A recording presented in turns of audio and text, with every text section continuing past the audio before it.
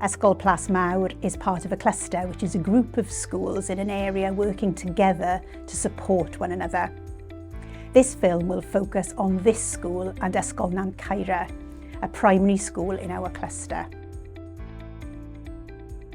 We're going to show you how we've been making emotional health and well-being central to our school life.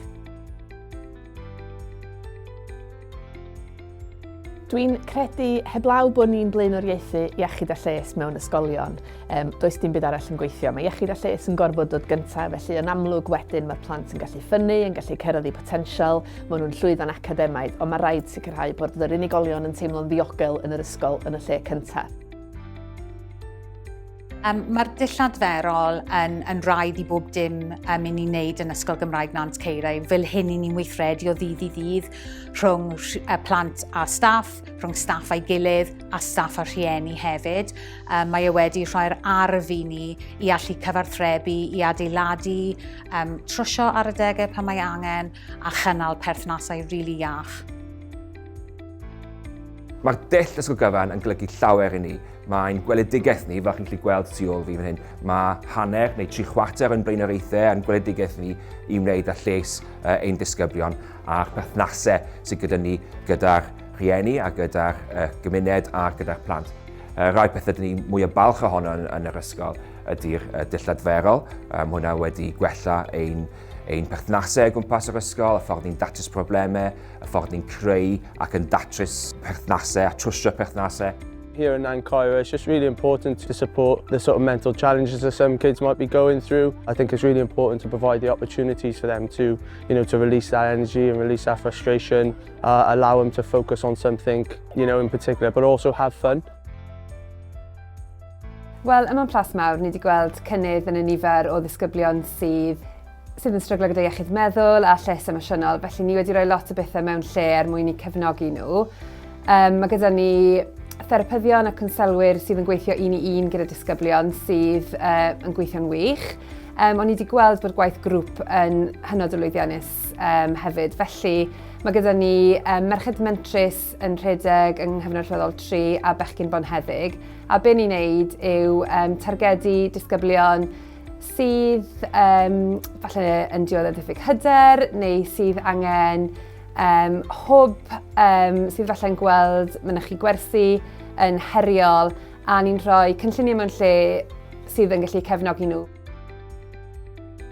Mae merched mentrus yn grŵp o ferched sydd wedi stryglo yn yr ysgol ac y targed yw jyst i helpu pobl teimlo mwy cyfforddus yn mynd i'r ysgol.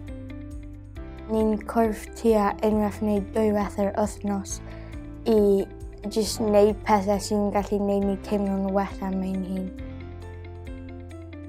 Sut i fel cwlo lawr os ni'n cael stressed up amdano'r pethau?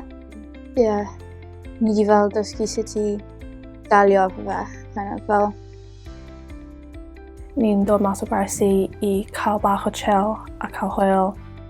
Mae fe wedi gwneud ni teimlo lot mwy hapus yn dod o'r ysgol.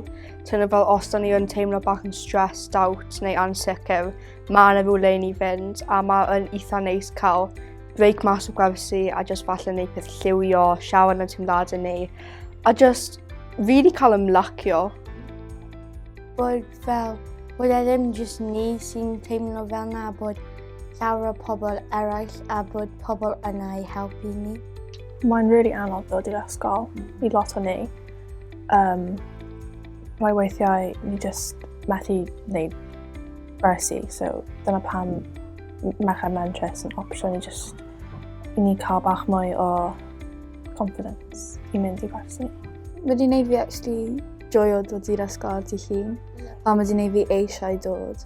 Ie, mae fel nid yn teimlo'n saffach a fel bod gyda ni pobl i siarad i. Fi'n credu y ffaith bod ni yn gallu rhoi arlwy gwahanol mlaen a trio ymateb i gofynion disgyblion, criwio disgyblion, blynyddoedd unigol fel mae'r galw'n dod, a bod ni'n ail edrych ar bethau o flwyddyn i flwyddyn, so byddwn ni ddim yn rhedeg yr un peth o flwyddyn i flwyddyn, byddwn ni'n edrych ar anghenion y disgyblion hynny a trial addasu a cael y pobl perthnasol mewn. I've got 2 children in the school. I've got one child in the 6th form and I've got one child in year 8. So we've been part of the school as parents for quite a few years. And I think what we've felt from the very beginning is that we are part of a community. And I think that's really important to us. It's not only a part of a Welsh community, but it's part of a wider community in Plasmawr. You feel there's a sense of family here. And my child's come home talking a lot about the fact that they've been working on self-image, how to build positive relationships in school, what to do if people maybe are bullying. And there's been a lot of talk of that. Dyn ni yma ym Plasmawr wedi blaenoriaethu lles ein disgyblion ni ers y diwrnod agorodd yr ysgol 25 mlynedd yn ôl. A dyn ni'n parhau i blaenoriaethu, ceisio sicrhau bod ni'n cwrdd ag anghenion yn disgyblion ni ag ystyried yr unigolyn yn hytrach na pa bynnag ddarpariaeth. Mae'n holl bwysig mewn ysgolion bod ni'n addasu y darpariaeth i gyd fynd efo anghenion y disgyblion. Mae cefnogi iechyd a lles yn holl bwysig mewn unrhyw ysgol. Mae rhaid bod y plant yn y lle cywir yn mwyn gallu gweithio. Mae rhaid i plant fod yn hapus a rhaid bod gael llais wedi cael ei gwrando arno mwyn nhw gallu llwyddo a gallu gwneud cynnydd. Mae'r fframwaith dull Ysgol Gyfan iechyd a lles emosiynol yn galluogi ni i adnabod anghenion ein disgyblion ni ac i gwerthuso ein darpariaeth ni, ein polisïau ni a'n systemau ni. Mae hefyd yn galluogi ni i cynllunio yn addas ar gyfer wedyn holl gymuned yr ysgol. Am fwy o gymorth a chefnogaeth, bys ni'n annog pob un ohonych chi o fewn eich ysgolion chi gysylltu gyda'ch tîm ysgolion iach lleol.